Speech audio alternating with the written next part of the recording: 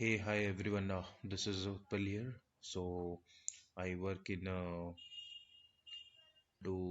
into the security testing side. So probably I have pitched into multiple areas like data security, endpoint security. Then I have also worked under dynamic application security testing, and currently working as a penetration tester for the web application, and simultaneously I'm also going through the Android application penetration testing. So probably this is like the Android application penetration testing, I would say the series of videos you'll see, because I am learning side by side. I also want to pass this information to whoever is watching this and landed on this video. So probably I'll be sharing the insights, how to test on the Android application penetration testing, the application APKs and all. So probably who wants to learn side by side along with me can uh, go through this and share your knowledge. So it will be a mutual from both the ends. Now I have so there are a few topics that we will be seeing. So coming to the agenda section, so we'll start with an introduction of Android penetration testing.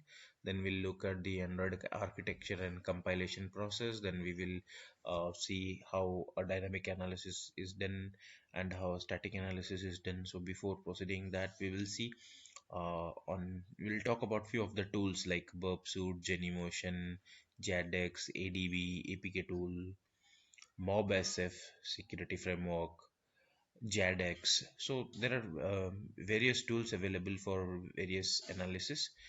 So we will look into that, and also we will see different areas or security weaknesses like improper platform usage, insecure data storage, insecure communication.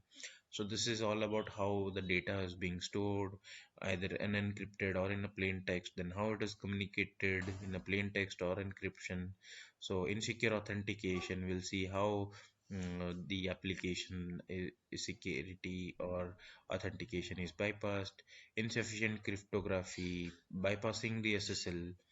We'll talk about insecure authorization, like how leaving the application uh, unauthorized, or like giving a low level user high privileged access. What happens?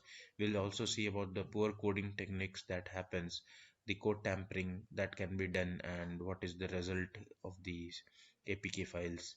We'll do all sort of uh, uh, techniques. We'll see all sort of techniques, and we'll also see how the by default security configurations causes security issues. So let's move further.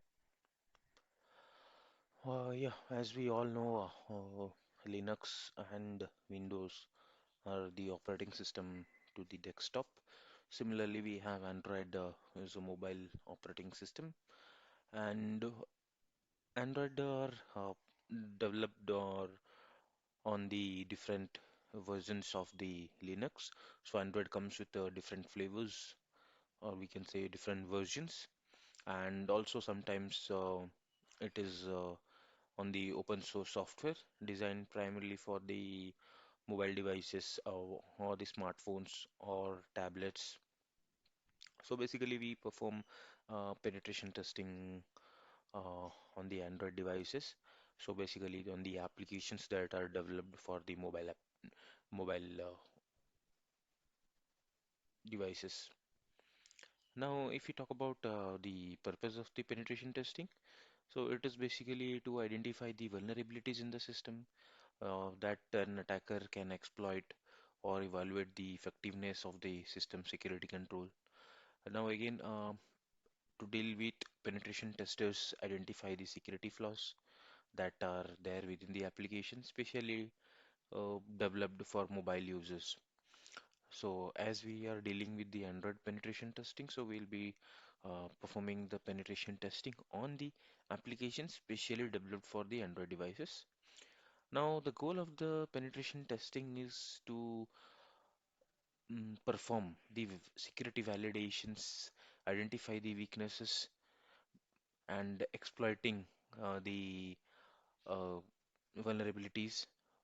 But the main concern here is to not to cause harm to the system, right?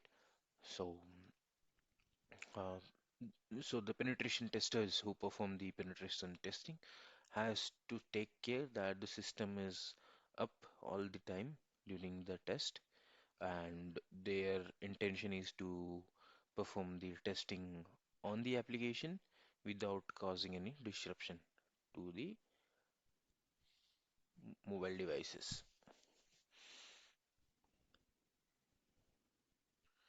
Now, let's look at the penetration testing methodology. So, there are five different phases of the penetration testing. The first step is the information gathering or the reconnaissance.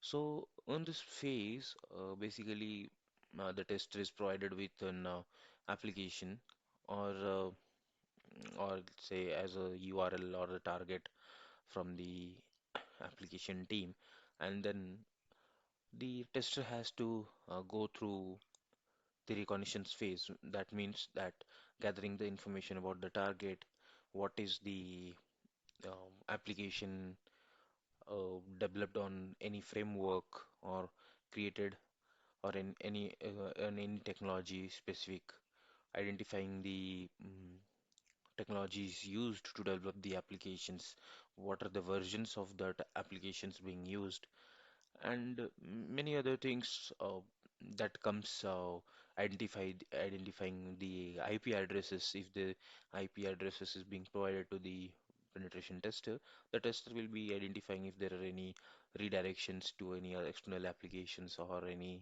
um, internal call to the applications through different means. Now, the second phase is the scanning phase. So, in the scanning phase, mostly the tester scan the applications to look out for the services that are running.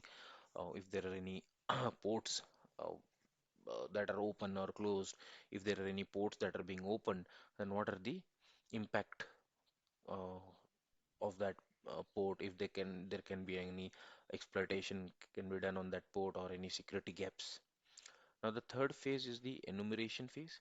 So, here in this phase, generally the uh, tester identify the vulnerabilities that can be exploited by the attackers, which comes again from the scanning phase. So, the next fourth uh, phase is the exploitation phase. So, here attackers gain unauthorized access to the system or network. So, mostly they try to exploit the system in such a way that they can gain privileged access to the system, probably an admin level privileges from a normal user level. Now, again, um, they perform the uh, test to gain the unauthorized access. That means they are not authorized to perform some particular actions, but now after exploitations, they try to perform the actions that they are not authorized, and they can able to perform the actions that they are not provided the with the access. Now the next and the fifth phase is the documentation phase.